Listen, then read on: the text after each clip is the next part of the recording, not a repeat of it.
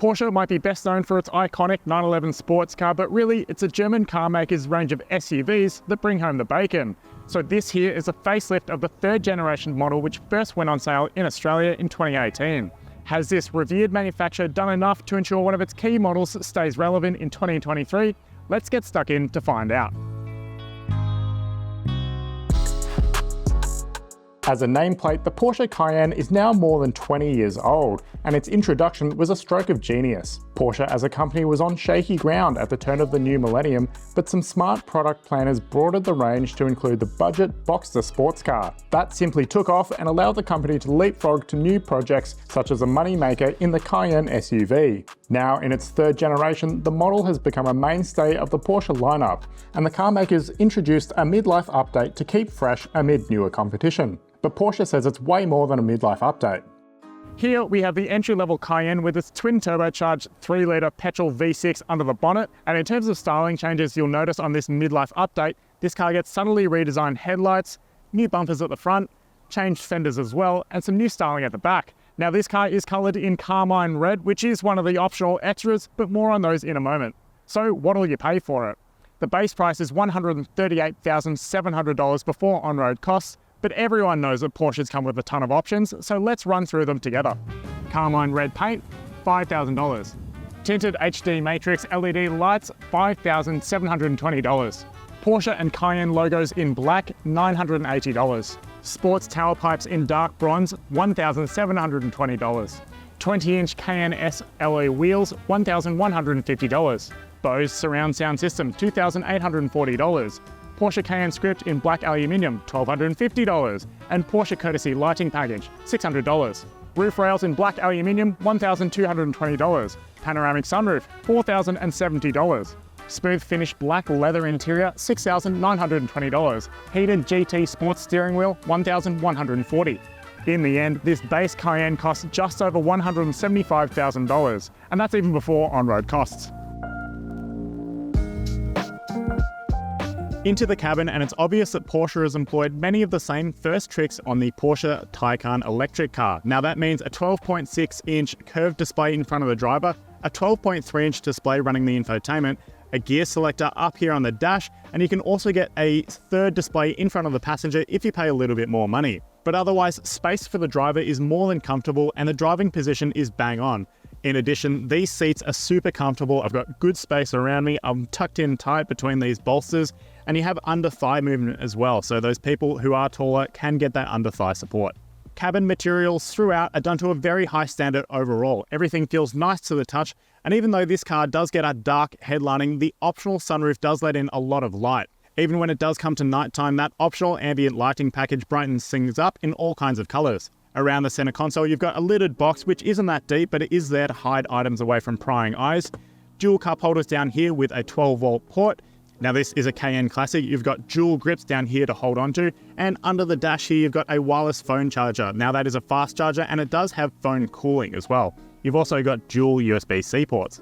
Porsche's infotainment system is pretty simple to operate, thanks to a content-rich homepage with laid out icons for things like navigation, radio, Bluetooth connectivity, and car settings. There are shortcut buttons alongside the bezel to easily skip between screens, while the home button is placed right at the top to jump back to the main screen. As well, it's super high res, which is especially noticeable when using the reversing camera. Wireless connection for Apple CarPlay or Android Auto is available, which is what I've been using while I've had the car. The instrument cluster can also be configured with different readouts for speed info, rev counting, tyre pressures, navigation info, or even song data. I do love that curved central instrument cluster. It pairs well with a minimalistic central display down here for the aircon controls, and these buttons are very nice to touch as well. You also do get that nice infotainment screen which embeds within the dash. Overall, the tech front is very impressive. Now in the back seats, I'm super comfortable and I'm not short at 194 centimeters. My head tucks in nicely underneath the sunroof. There's good space to swing your knees about and good stowage space for your feet underneath the seat. One thing we do love is the fact that this seat can slide forward and backwards, and the backrest reclines as well. For amenities, you do have map pockets, dual air vents, dual USB-C ports plus a 12-volt port, a lock and unlock button for the back seats, and once you fold down this center armrest, you've got dual cup holders as well. Around the back of the Cayenne, you've got an electric opening rear boot, which paves way to a 772 litre space. Now, it's also a high boot loading force, so it makes it easier to load in bigger items. If that's not enough space, you can fold down the 40-20-40 folding rear seats for a full 1708 litres of space. Under the boot floor, there's a temporary space saver spare wheel. Hopefully we won't need that. Let's go for a drive.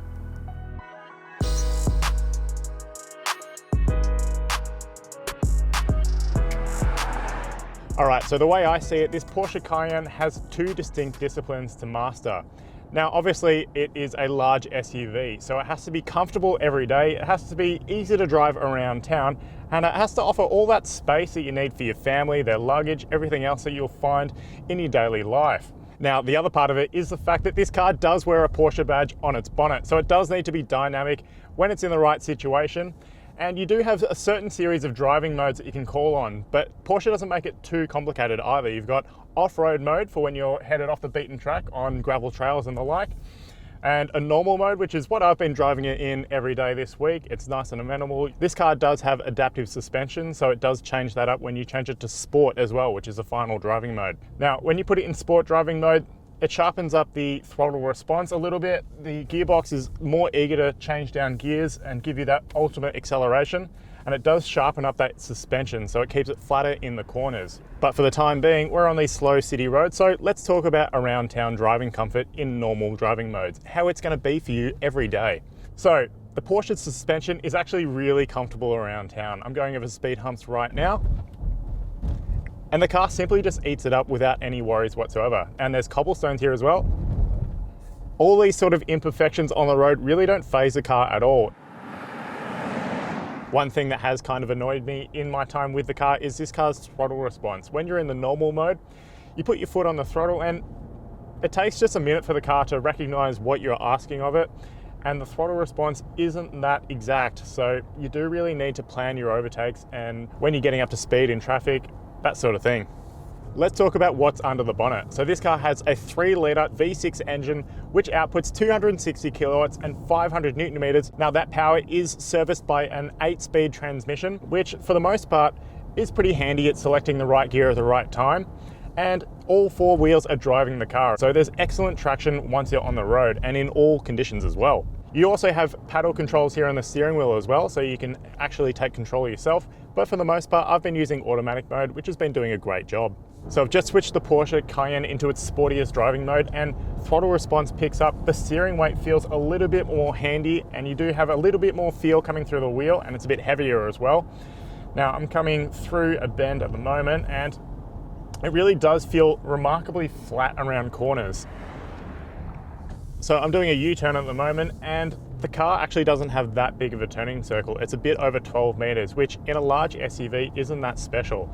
Now this isn't making it easy for when you're doing parks, and the other thing that I'm finding annoying when I'm driving this car around town and maneuvering it is the fact that the gear stalk's up here on the dashboard. You don't have the control down here on the center console where you'd normally expect it, and that's kind of annoying, but for the most part you'll probably get used to it. What I love about the Porsche Cayenne experience is it is true luxury. Now this cabin, we've been through it before, but one thing I wanted to add is the fact that I've been driving this car on the freeway all week and the cabin noise and cabin vibration is kept really down to a hushed quiet. Now that is considered engineering from Porsche there, so it is very comfortable for the around town commute and when you're driving it every day throughout the week. Now, talking fuel efficiency, obviously this car is not going to be the most frugal. It is a twin turbocharged 3-litre V6. At the moment, it's doing just over 10 litres per 100 kilometres, which isn't exactly great, but then again, you do have that performance there on tap in case you need it. So there is a little bit of a trade-off there. In terms of the driver's cabin comfort, I've been able to get myself a nice driving position for a good view out over the bonnet and all around the cabinet as well. Now the 6-cylinder engine under this Porsche's bonnet is not the same as other 6-cylinder engines within the wider Porsche lineup. The sound that you get out of this Cayenne is not the same as the one you'll find in a 911, but for the most part, this is a daily driver car, so you can't be expecting it to offer the exact same experience from a 911. It does offer a little bit of sporting performance though, so when you do need that little bit of extra pep, it's there for you. At the end of the day, for this base Cayenne, it doesn't feel like it offers that ultimate Porsche experience. It does feel far more attuned to a around town and daily driver setup. So if you are after a car that'll just suit you fine on everyday duty, this probably is a specification to get. But if you want a bit more of a hot experience, I'd suggest going higher up the range for a Cayenne S or even a Cayenne Turbo GT if you have the means. The Porsche Cayenne experience is best summed up in two distinct parts. Now, this car is first and foremost a luxury SUV, and that's something that it delivers in spades. Inside that cabin, there is a beautiful interior outlay, and even though it is optioned to the nines, it's all stuff that Porsche buyers can chop and change themselves. In addition, you also have a brilliant tech array to keep you connected. Now, all that doesn't come at the expense of sporting ability either. This car is hugely dynamic in the right situation, and it still puts respect on the Porsche name. I will say, you don't get a huge tinge of excitement every time you get behind the wheel of this base specification Porsche Cayenne. So for those buyers looking for the ultimate special experience, I'd suggest going up spec and getting a Porsche Cayenne S with its V8 engine under the bonnet, or even stretching to the Turbo GT. But for the most part, this car really does nail its sports and luxury brief, even though you really do pay for it. If you've enjoyed everything I've had to say about the Porsche Cayenne, please give this video a like on YouTube and stay subscribed to get all of our future content in your inbox. As well, you can read the full review on drive.com.au.